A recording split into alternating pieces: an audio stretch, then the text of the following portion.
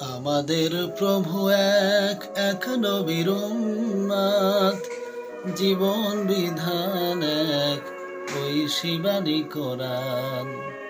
তবে কেন এক নয় হে মুসলমান, এক হও করি আহ্বান।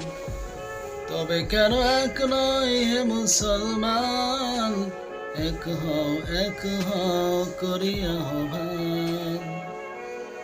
বাইতুল্লাহ এক, মদিনা শরীফ এক, উহুদ পাহাড় এক, বদরের মাঠ এক।